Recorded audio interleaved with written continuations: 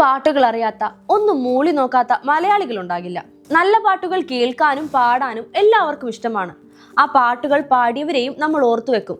എന്നാൽ ഒരു പാട്ടിന്റെ മറ്റ് അണിയറ പ്രവർത്തകരെ അന്വേഷിക്കുന്നവർ വളരെ അപൂർവം മാത്രം. മലയാളത്തിൽ സൂപ്പർ ഹിറ്റുകൾ സൃഷ്ടിക്കുകയും എന്നാൽ അർഹതപ്പെട്ട അംഗീകാരങ്ങൾ ലഭിക്കാതെ പോവുകയും ചെയ്ത സംഗീത സംവിധായകനാണ് കണ്ണൂർ രാജൻ. ഇസൈജ്ഞാനി ഇളയരാജ, മെല്ലിശൈ മന്നൻ, MS വിശ്വനാഥൻ, കമൽഹാസൻ, ബാലചന്ദ്രമേനോൻ, വേണു നാഗവള്ളി, മോഹൻലാൽ എന്നിവരെ കൊണ്ട് പാട്ട് പാടിപ്പിക്കുക മാത്രമല്ല, ലതികയടക്കം നിരവധി പുതുമുഖങ്ങൾക്ക് പാടാൻ അവസരം നൽകിയ സംഗീത സംവിധായകൻ കൂടിയായിരുന്നു കണ്ണൂർ രാജൻ. ഒരേ ഗാനം തന്നെ ഗായകനെയും ഗായികയെയും കൊണ്ട് വെവ്വേറെ പാടിക്കുക എന്നതും കണ്ണൂർ രാജന്റെ ശൈലിയായിരുന്നു. 1937 ജനുവരി 7 കണ്ണൂർ എടക്കാടിലായിരുന്നു രാജന്റെ ജനനം. കുട്ടിക്കാലത്ത് കണ്ണൂരിലെ ഓലമേഞ്ഞ സിനിമാ കൊട്ടകകളിലെ മൈക്കിലൂടെ കേട്ട പാട്ടുകളാണ് സിനിമാ ലോകത്ത് എത്തണമെന്ന ചിന്ത രാജനിൽ ഉണ്ടാക്കിയത്. രാജന്റെ പാട്ടുകമ്പം ആദ്യമായി തിരിച്ചറിഞ്ഞത് നാട്ടുകാരനും ഗായകനുമായ AK സുകുമാരനാണ്. കണ്ണൂരിലെ പാട്ടുകാരുടെ കൂട്ടായ്മയായിരുന്നു യുണൈറ്റഡ് ക്ലബ്. സുകുമാരൻ മുഖേന 14കാരനായ രാജന് യുണൈറ്റഡ് ക്ലബിൽ പാടാൻ അവസരം കിട്ടി. ആ ഘട്ടത്തിലാണ് ഔപചാരികമായി സംഗീതം പഠിക്കണമെന്ന് രാജൻ തീരുമാനിച്ചത്. തുടർന്ന് കന്മനത്ത് രാഘവൻ ഭാഗവതരുടെ ശിഷ്യനായി. അതോടെ കണ്ണൂരിലെ ഗാനമേള ട്രൂപ്പുകൾ, നാടക സമിതികൾ എന്നിവയിലെ സ്ഥിരം സാന്നിധ്യമായി മാറി.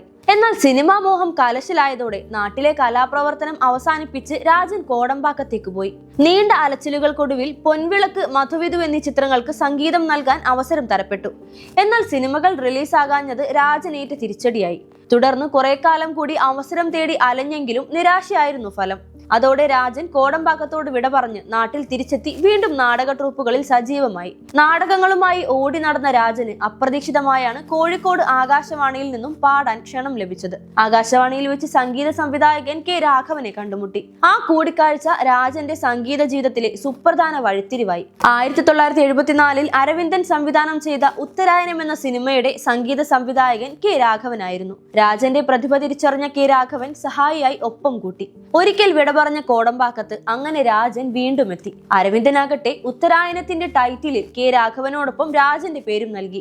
ആ വർഷത്തെ മികച്ച ചിത്രമായി ഉത്തരായനം തിരഞ്ഞെടുക്കപ്പെട്ടു. അതോടെ രാജൻ എന്ന കണ്ണൂർകാരൻ കണ്ണൂർ രാജൻ എന്ന പേരിൽ സിനിമയിൽ ഔദ്യോഗികമായി അരങ്ങേറ്റം കുറിച്ചു. 1974 കണ്ണൂരിലെ ഡോക്ടറായിരുന്ന വാസൻ മിസ്റ്റർ സുന്ദരി എന്ന സിനിമ നിർമ്മിക്കാൻ തീരുമാനിച്ച കാലമായിരുന്നു അത്. നാട്ടുകാരനായ കണ്ണൂർ രാജന് വാസൻ അവസരം നൽകി. വയലാർ രാമവർമ്മയായിരുന്നു ഗാനരചന. ആദിപരാശക്തി, ഹണിമൂൺ, മാൻപേട, ഉന്മാദം എന്നീ 4 ഗാനങ്ങളായിരുന്നു സിനിമയിൽ. ഗായകരാകട്ടെ ബ്രഹ്മാനന്ദൻ, പാലയാട് യശോദ, പ്രേമലത എന്നിവരും.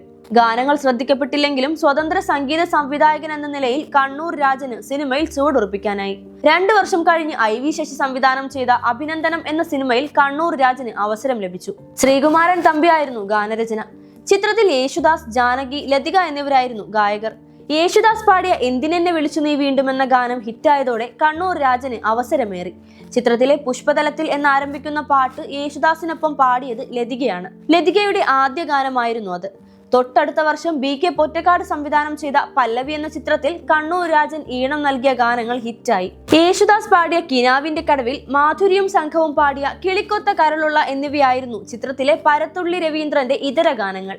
ജയചന്ദ്രൻ പാടിയ കണ്ണാലെ പാര് എന്ന ഒരു ഗാനം P ഭാസ്കരനും എഴുതി. 1978 PG വാസുദേവൻ സംവിധാനം ചെയ്ത് കമൽഹാസനും മല്ലിക സുകുമാരനും പ്രധാന വേഷത്തിലെത്തിയ പടക്കുതിര എന്ന ചിത്രത്തിന്റെ സംഗീത സംവിധായകൻ കണ്ണൂർ രാജനായിരുന്നു. മങ്കൊമ്പ് ഗോപാലകൃഷ്ണനായിരുന്നു രചന.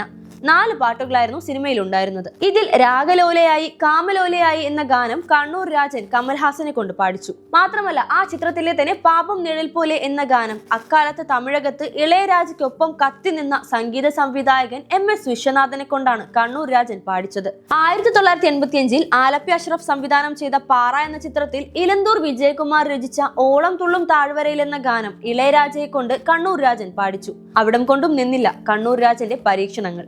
1985 ബാലചന്ദ്രമേനോൻ സംവിധാനം ചെയ്ത എന്റെ അമ്മു നിന്റെ തുളസി അവരുടെ ചക്കി എന്ന സിനിമയിൽ ONV രചിച്ച കൊച്ചു ചക്കരച്ചി പെറ്റു കുഞ്ഞുങ്ങളായിരുമെന്ന പാട്ട് ബാലചന്ദ്രമേനോനെയും വേണു നാഗവള്ളിയെയും കൊണ്ടാണ് കണ്ണൂർ രാജൻ പാടിപ്പിച്ചത്.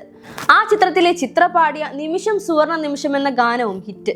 മറ്റൊരു ഗാനമായ മാനം പൂമാനം എന്ന ഗാനം ചിത്രയ്ക്കൊപ്പം പാടിയത് താരതമ്യേന പുതുമുഖമായ ബാലഗോപാലൻ തമ്പിയാണ്. 1988 പ്രിയദർശൻ സംവിധാനം ചെയ്ത ചിത്രം എന്ന സിനിമയിൽ മോഹൻലാലിനെ കൊണ്ടും കണ്ണൂർ രാജൻ തന്റെ പാട്ട് പരീക്ഷണം നടത്തി. കാടുമീ നാടുമെല്ലാം കാക്കുമെന്ന് തുടങ്ങുന്ന ഗാനം സുജാതയ്ക്കൊപ്പമാണ് മോഹൻലാൽ പാടിയത്. 365 ദിവസം തുടർച്ചയായി പ്രദർശിപ്പിച്ച് ചരിത്രം കുറിച്ച ചിത്രം എന്ന സിനിമയിൽ പിന്നണി ഗാനരംഗത്ത് ശക്തിയായിരുന്ന യേശുദാസ്, ജയചന്ദ്രൻ, ചിത്ര, ജാനകി, വാണി ജയറാം, പി സുശീല തുടങ്ങിയവരെ ഒഴിവാക്കി കാര്യമായ വിപണി മൂല്യം അവകാശപ്പെടാനില്ലാതിരുന്ന MG ശ്രീകുമാറിനെയും സുജാത മോഹനെയും കൊണ്ടാണ് മുഴുവൻ പാട്ടുകളും കണ്ണൂർ രാജൻ പാടിച്ചത്. എല്ലാം ഒന്നിനൊന്ന് ഹിറ്റുകൾ. ഷിബു ചക്രവർത്തിയായിരുന്നു ഗാനരചന. ദൂരക്കിഴക്കുദിക്കിൽ, പാടം പൂത്ത കാലം, ഈറൻ മേഘം പൂവും കൊണ്ട്, നഗുമോ, സ്വാമിനാഥ എന്നിവയായിരുന്നു കാടുമേ നാടുമെല്ലാം എന്ന ഗാനത്തിന് പുറമെ ചിത്രത്തിലുണ്ടായിരുന്നത്. 1983 ബാലചന്ദ്രമേനോൻ സംവിധാനം ചെയ്ത കാര്യം നിസാരം എന്ന സിനിമയിലെ കണ്ണൂർ രാജന്റെ പാട്ടുകൾ ഹിറ്റുകളായി. യേശുദാസ് പാടിയ കൺമണി പൊന്മണിയെ, യേശുദാസും ജാനകിയും പാടിയ താളം ശ്രുതിയിലെ താളം എന്നീ ഗാനങ്ങൾ സൂപ്പർ ഹിറ്റുകൾ. കോന്നിയൂർ ഭാസായിരുന്നു രചന.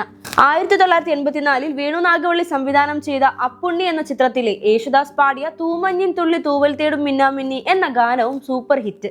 ബിച്ചു തിരുമലയായിരുന്നു ഗാനരചന. പ്രിയദർശന്റെ തിരക്കഥയിൽ ആലപ്പി അഷ്റഫ് സംവിധാനം ചെയ്ത് 1986 റിലീസായ നിന്നിഷ്ടം എന്നിഷ്ടം എന്ന സിനിമയിലെ കണ്ണൂർ രാജൻ ഈണം നൽകിയ എല്ലാ ഗാനങ്ങളും ഹിറ്റുകളായി. മങ്കൊമ്പ് ഗോപാലകൃഷ്ണനായിരുന്നു രചന. ഇളം മഞ്ഞിൻ കുളിരുമായൊരു കുയിൽ എന്ന ഗാനം സന്തോഷവും സങ്കടവും ഉൾക്കൊണ്ട 2 ഗാനങ്ങളായാണ് പുറത്തിറങ്ങിയത്. യേശുദാസും ജാനകിയും പാടിയ ഈ ഗാനം പ്രേക്ഷകർ ഏറ്റെടുത്തു. ആ ചിത്രത്തിലെ തന്നെ ജയചന്ദ്രനും ചിത്രയും പാടിയ നാദങ്ങളായി നീ വരൂ, തുമ്പപ്പൂ കാറ്റിൽ താനെ ഊഞ്ഞാലാടി എന്നീ ഗാനങ്ങളും ഹിറ്റ്. 1986 ഫാസിൽ സംവിധാനം ചെയ്ത പൂവിന് പുതിയ പൂന്തെന്നലായിരുന്നു കണ്ണൂർ രാജന്റെ അടുത്ത ഹിറ്റ്. പീലിയേഴും വീശിവ എന്ന യേശുദാസും ചിത്രയും സംഘവും പാടിയ ഗാനം സൂപ്പർ ഹിറ്റായി.